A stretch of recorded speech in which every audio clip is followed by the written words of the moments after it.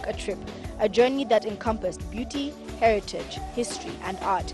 The Nairobi circuit of the National Museums of Kenya brought together all museums and heritage sites in Nairobi in an unforgettable experience with some unforgettable sights.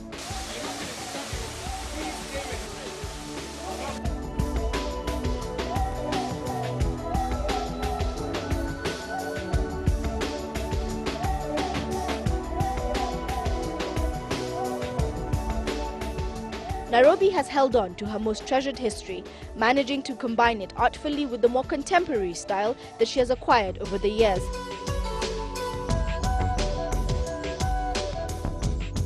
Nairobi's wide and open space will transport you back in time when Africa was untouched, and then rushes you back into the modern within minutes.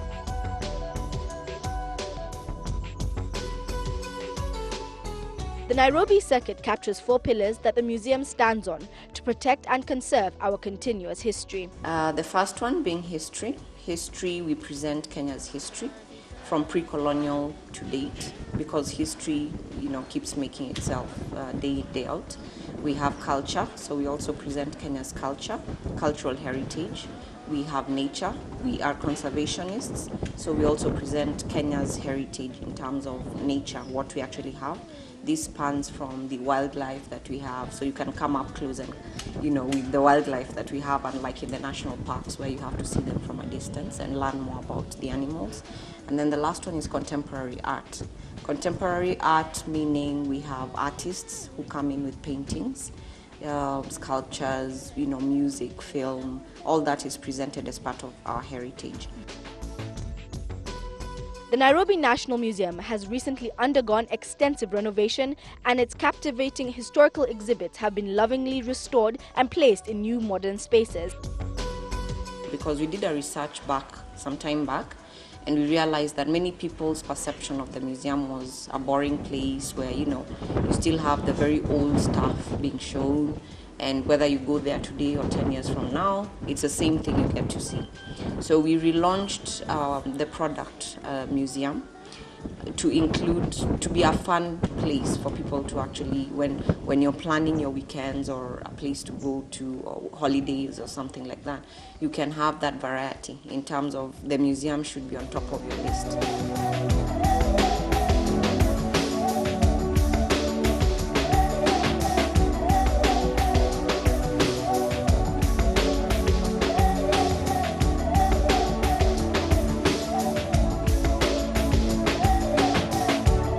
The museum prides itself in featuring a wide spectrum of Kenya's natural heritage.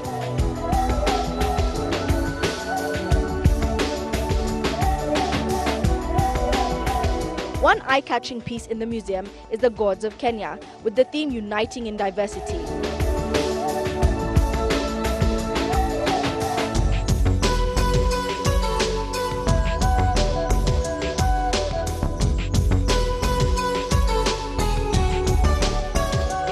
This exhibit brings together the diversity in cultures and tribes in Kenya and removes the bad elements of tribalism that we have experienced over the past couple of years. So we are trying to engage the public to actually visit museums as one of the fun places to be.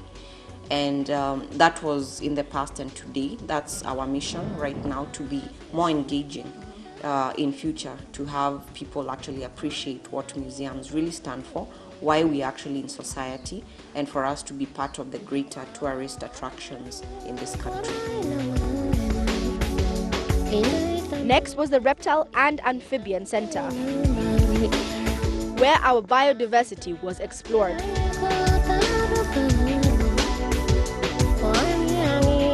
Here there were some interesting animals, like the upside-down catfish that literally swim upside down,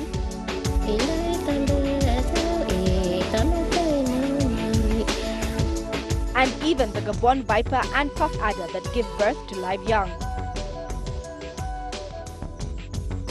As you walk around Nairobi, you will notice many buildings dating back to colonial times, some which have been officially gazetted for protection as monuments. Constructed between 1912 and 1913, the Provincial Commissioner's offices were gazetted as National Heritage Sites in 2004 and subsequently converted into the Nairobi Gallery. So if I'm looking at artwork, if I just want to come relax, I go to Nairobi Gallery because we have temporary exhibitions.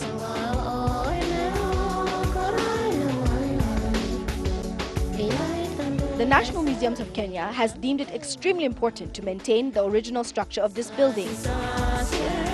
This building was fondly known as matches, hatches and dispatches because marriages, births and deaths were all recorded here.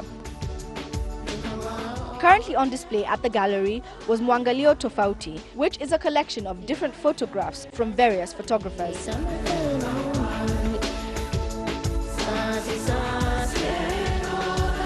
One piece was Iris by Barbara Minishi.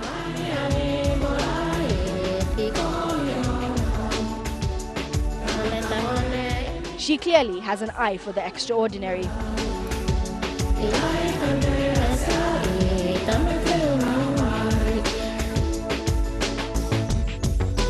Boniface Mwangi captured the Nairobi nightlife, and Concrete Crystals by Jim Chuchu could keep you watching for ages.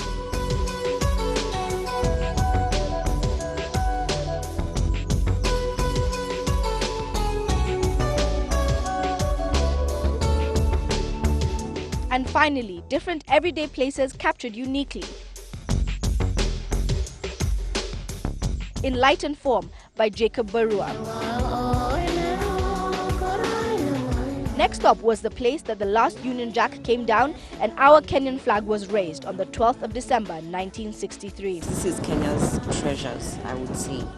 There's an engagement in terms of this is our heritage, this is your cultural heritage, your natural heritage. Located on 66 acres, the Uhuru Gardens marks the end of an era and the beginning of Kenya as we know it.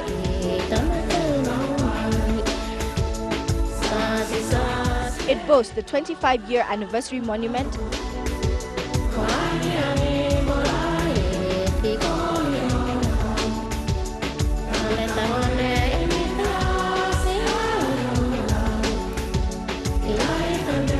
and the Peace, Unity and Love Monument celebrating 20 years. Peace, love and unity that we should remember in recent times.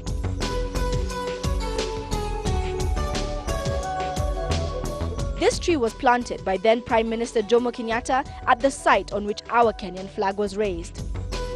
Our history is not complete without looking at the settlers, and that was our next stop, the Karen Blixen Museum.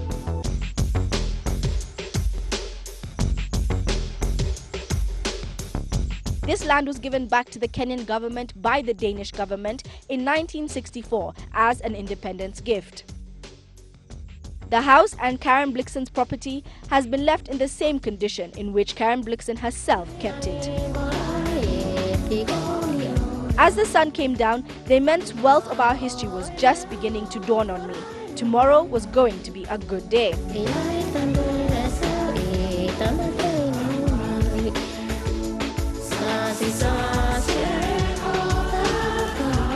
We woke up at Orogesaile, a richly cultural and historical site. Orogesaile is unique in terms of its ecosystem because many years ago, this place was actually a lake and forested.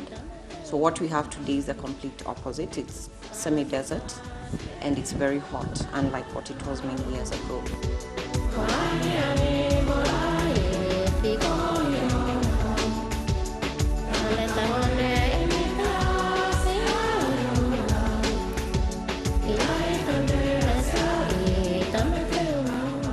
And what we are famous for here worldwide is the discoveries that were made here by the Likis. We have the stone tools, which apparently is the highest collection anywhere in the world that have been found. So we should be very proud as Kenyans to be put on the world map for that.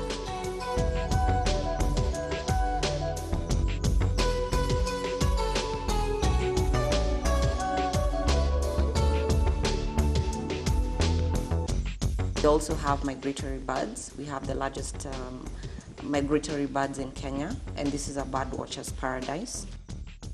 The National Museums of Kenya ensures that the community as a whole benefits from this site, but that more importantly, the sites remain fresh in the minds of Kenyans.